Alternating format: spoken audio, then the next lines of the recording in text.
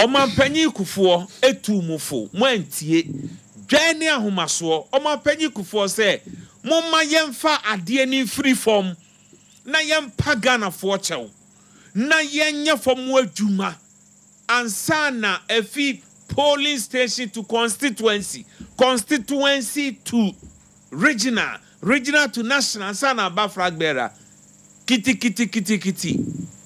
Uboko sienya na kobo blaster enemo hu ne eko. How can MPP lose Akwetia? Eye 2 or 3 things. Esedun Ketia is my brother. A ban of politics ye can political animal pass say Johnson Esedun Ketia, he is one of the best. Even in opposition, ene wasenya power. Onim said ye si conform eye niema ye campaign na ade ba ko amesre menwu ase edu ni say ohia political strategies now. He's a good politician by all standard, but the dynamics is changing. Eye na si no mo ko ya ntokwa no ko baaye no ye nwia no MPP fo no wo mo anya ade say wo bibia to wani na wunua ebe yie no be Sedun Ketia so anya ade wo baabi o ye sign bi said e metwa wuti so what I say sadie no betimi aye in any other campaign grounds be nya bra wo opponent ewuda ho awdam paso eno de no here political strategies omo be advising on that because that should be NDC presidential aspirant no odi mutinti mai Sadia no jina campaign grounds anywhere, entertainment, gymnastics, you can do it, but not at the place, especially. Minim niame course during their campaign. Atitia when skumi fair mudi wu ye. And same bi no mo NDC for bi no mo threat o mo keka kire no. Na we wu no aba na yi ase a wasan don say betu ko mu say ye beti uti. Aye wrong. It could be say honey trigger in Topano. Medimu de na aya madwin kire na maker. Ene ma we nyina baaye. Eno akwa akoto. Ena Eastern region. Nanado dankwa ekufuado. The past MPP executives me kire mo. Se mo ma Santini and DMPP anim 2028 the party will lose again. Hey. Yes. Eastern region no say MPP say Asantini ama me ye flag bearer I'm be leading for 2028 party no be san opposition bi anya punya politics no I'm being realistic Osempakani the whole country anya tribal politics no this is a reality and the reality on the ground unim Eastern region as a region no call election the higher bidder wako honum experience from the Abusua North tama JB danko ewu ye no womo no they gather okay ye nipa 1 2 3 4 5 200 obi a ebeju 50 Ghana when you give to them they will vote for you and chisa ya Asante memu hanuma ye hu MPP say ye japade ye di MPP adane say ye soa ne satwene enso agoro no ye da ni ye Asante fo ayeden esi nchen ye yi omusi nchen in the sense say eba impuntu a eba say ebia impuntu a no ma yeden na omo ayeden omo yi Asante esi nchen sa ne ma na ye koso no MPP omo mo ani na ho na no krame ona ye se Michael Kwe report no ewom se Asante ni lead party na omo nya power da MPP because still Asante memu hanum Asante ya kan ya isin ya kan eso hwe by election o omo etimi anfa sympathy cry den ambem ba Asante memu hanum a obi solely voluntarily and ekoto aba by honum no oso wa mamiska mento e kire na nado leadership no amwa even Eastern region baby o free unim sa Akwetia is part of Achimabu akwa eye na nado krom na se ehonu kra ya ankoyi aneche se ene ma ankoyi na no mi betu kwa mi kokofori dia new jabe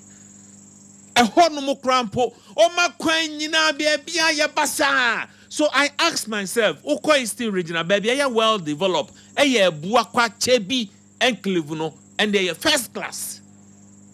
Other district ni nyina no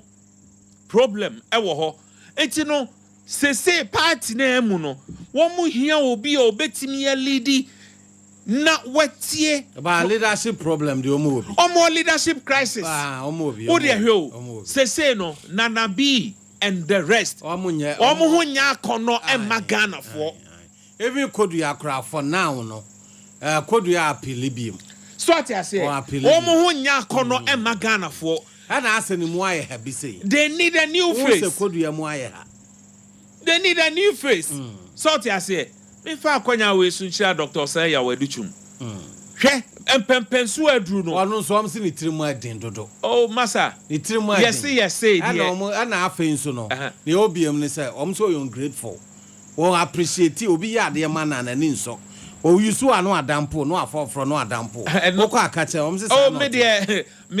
me tu kwa ba me ni hia ai ba me hu na me cancel no style anu no so the other politics are and no on ingratitude and no de enya de ye tresem kra kan ho asem so what I say ba nipa bi wo ho no ma wan hwedi ya ba kwa na ado de ya de no na ado de no nkai pa I say John Dramani mama yes omo nkai pa enti no osempa kan ni ameka ni say yesre yenua no MPP fo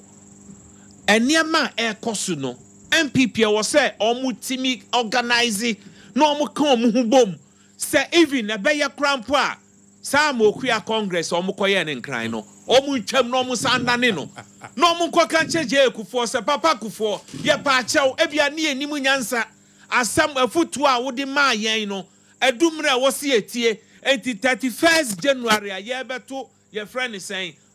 flag bearer ship no yen tun sheda na mum yen chance free the polling station